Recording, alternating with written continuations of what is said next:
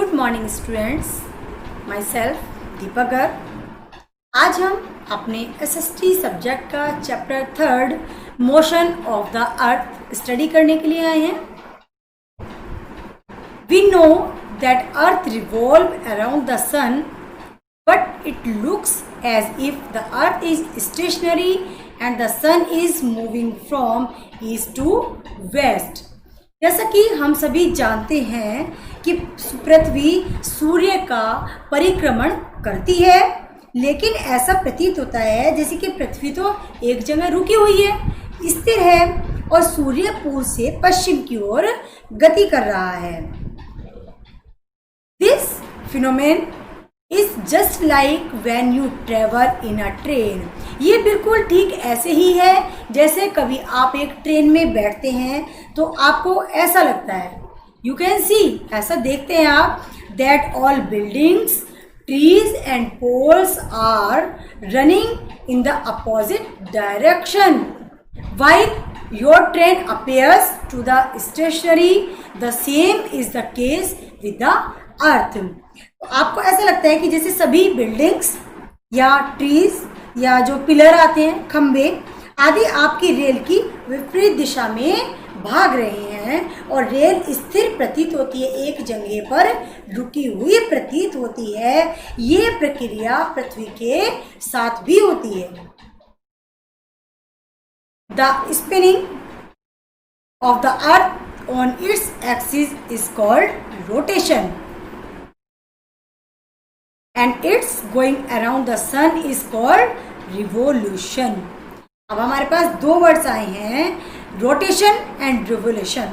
Rotation होता है परिभ्रमण और रिवोल्यूशन होता है परिक्रमण। आपको इनके मतलब समझने बहुत जरूरी है, तभी आपको चैप्टर अच्छे से समझ में आएगा। तो जो पृथ्वी अपनी दूरी पर गति भ्रमण परिभ्रमण करती है तथा पृथ्वी के सूर्य के चारों ओर गति करना परिक्रमण कहलाता है। If the earth was not rotating and revolving, then its same side would face the sun at all times. It would mean that one half of the earth would receive sunlight continuously and the other half would not receive any sunlight. यदि पृथ्वी परिभ्रमण और परिक्रमण न कर रही होती तो हमेशा इसका एक ही भाग सूर्य के सामने होता।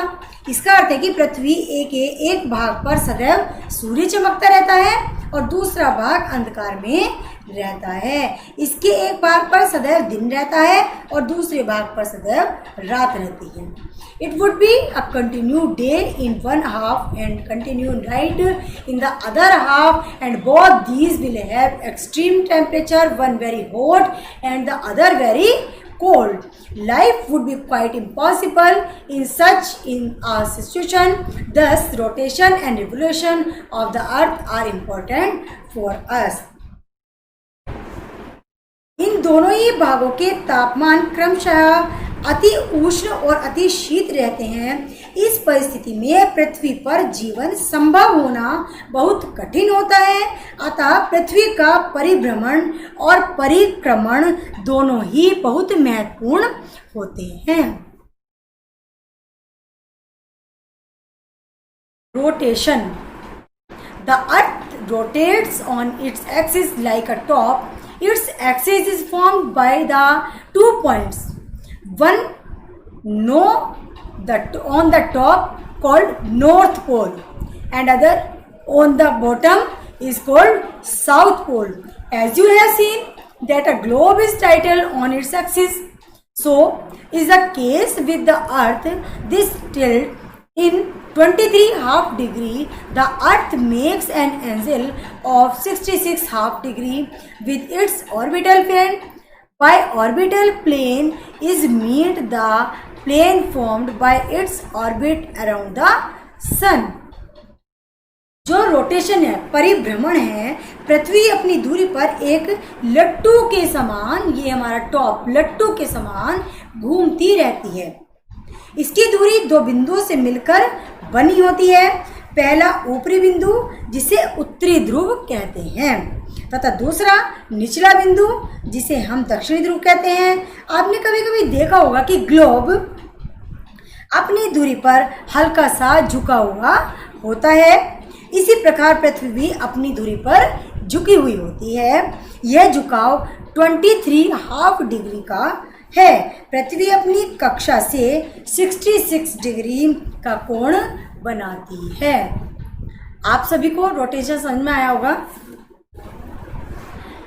The Earth is spherical and at one time it receives sunlight on half of its parts.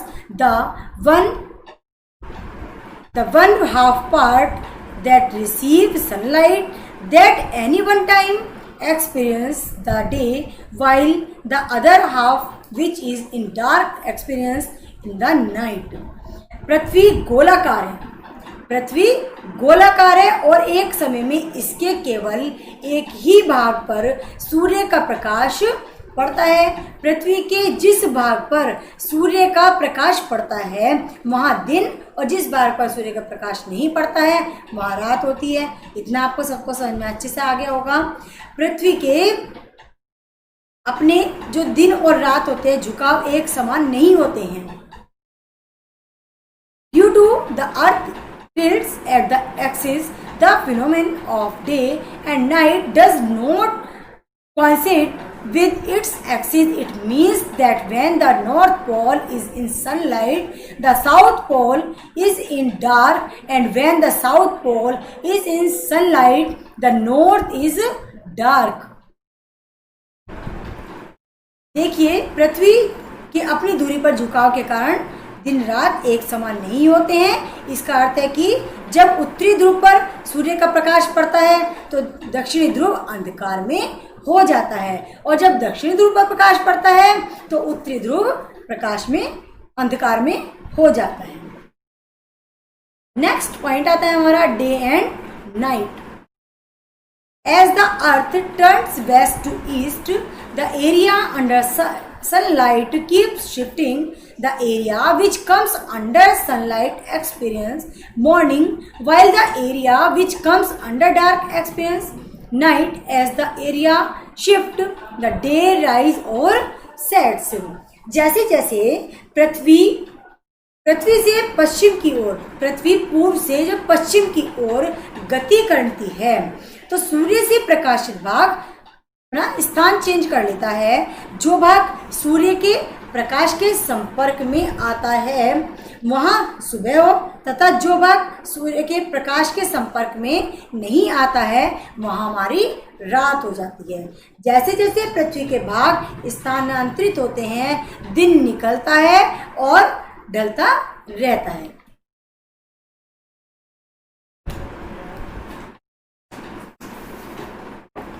The Earth tilts at an angle of 23½ degree. If it did not tilt, the length of days and nights would be equal, but due to tilts, the days and nights are not of equal length. पृथ्वी अपनी दूरी पर झुके होने के कारण दिन और रात की अवधि समान नहीं कर पाती है। एक्सपेरिमेंट में देखेंगे आप, light a torch at a globe, you will find that only one pole is in light while the other remain in the dark. Now rotate the globe, you will find that the area shifts from light to dark and dark to light, but the pole in light continues to face light while the pole in dark continues to be in dark. The follows that some areas on the earth receive light for a longer duration than other areas.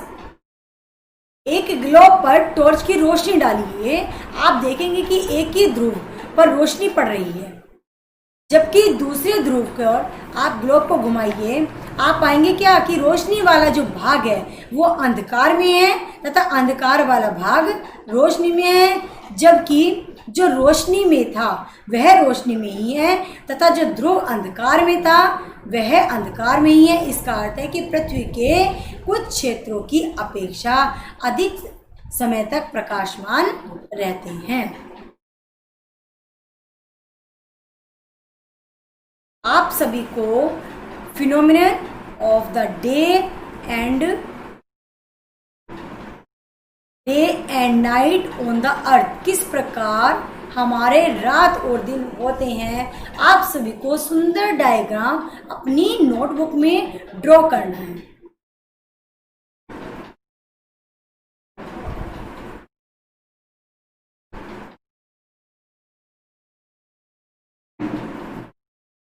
Next point आता है हमारा revolution. Revolution क्या है? ये परिक्रमण। The earth also goes around the sun and this motion is called revolution. The path that the earth travels is fixed and is called a orbit. This orbit is elongated like an egg and is called a ellipse. Due to this elongated path, the distance between the earth and the sun varies. When the earth nearest to the sun, it is called Fresnel, and when it is furthest, it is called the aphelion. पृथ्वी सूर्य के चारों ओर जब परिक्रमा करती है तो पृथ्वी की इस गति को हम परिक्रमण कहते हैं। पृथ्वी जिस निश्चित पथ पर परिक्रमण करती है उस पृथ्वी की कक्षा कहते हैं। पृथ्वी की यह कक्षा अंडाकार है जिसे दीर्घवृत्त भी कहते हैं। इस अंडाकार पथ के कारण पृथ्वी की सूर्य से दूरी बदलती रहती है। जब पृथ्वी सूर्य के नजदीक होती है तो इस स्थिति को उपसौर कहते हैं। यह हमारा उपसौर।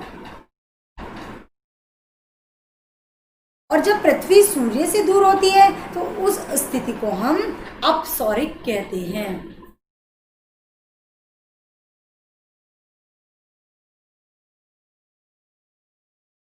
अपसौरिक कहते हैं।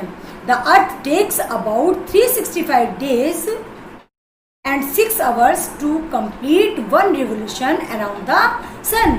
So we have 365 days in a year. The additional 6 hours are added over 4 years to make one day.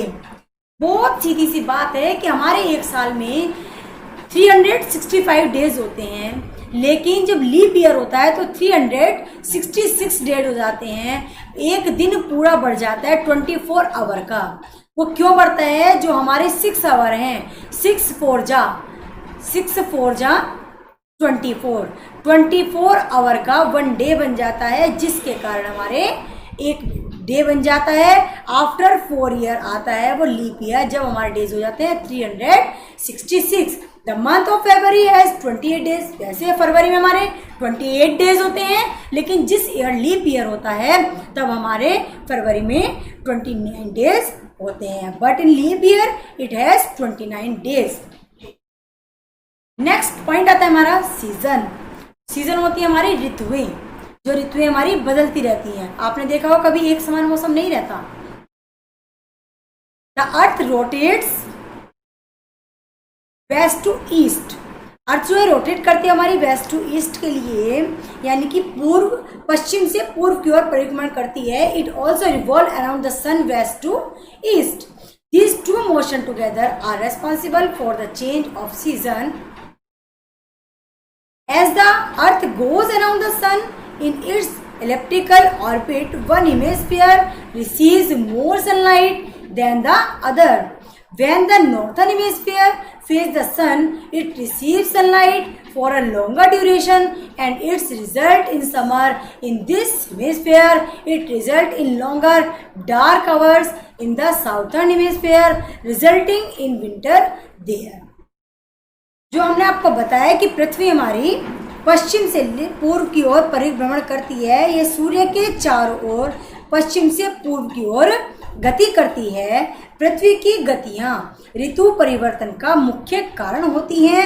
जैसे जैसे पृथ्वी अपने अंडाकार पथ पर चलती जाती है, एक गोलार्ध को दूसरे गोलार्ध की अपेक्षा अधिक सूर्य का प्रकाश प्राप्त होता है।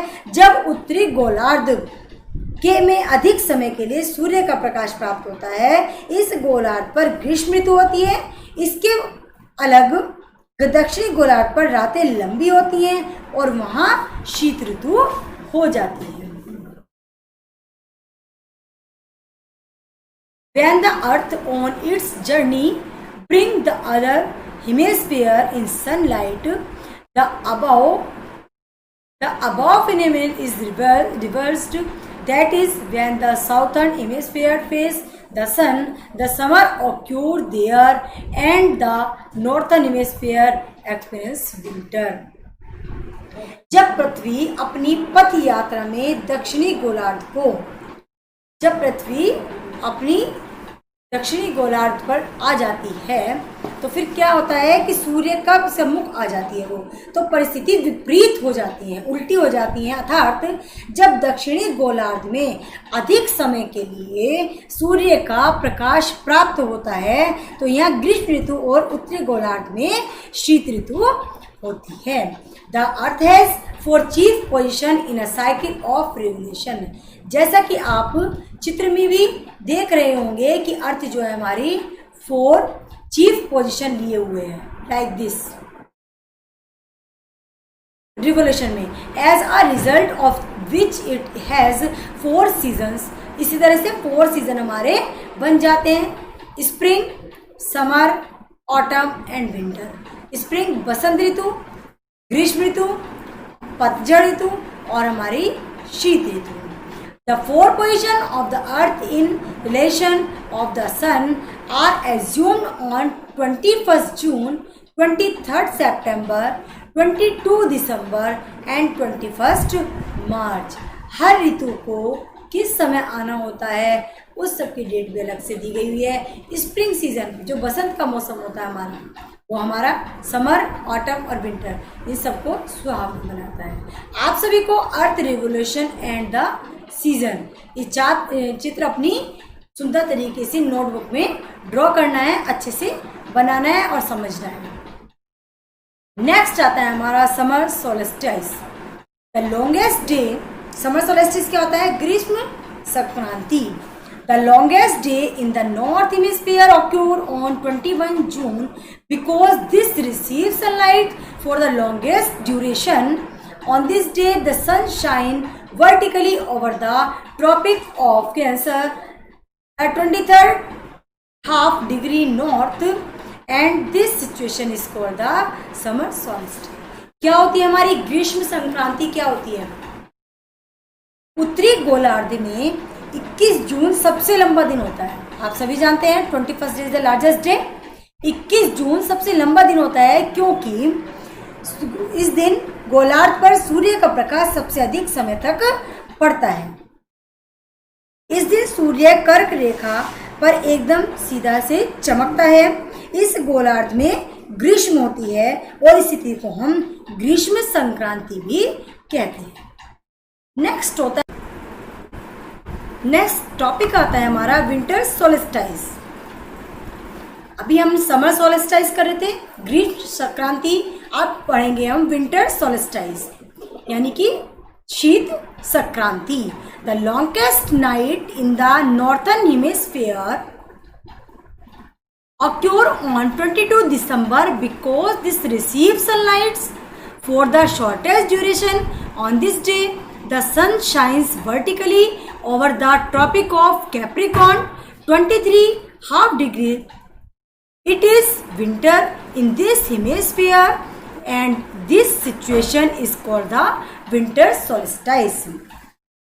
उत्तरी गोलार्ध में सबसे लंबी रात्रि जो होती है हमारी 22 दिसंबर की होती है क्योंकि इस दिन इस गोलार्ध पर सूर्य का प्रकाश सबसे कम समय के लिए प्राप्त होता है।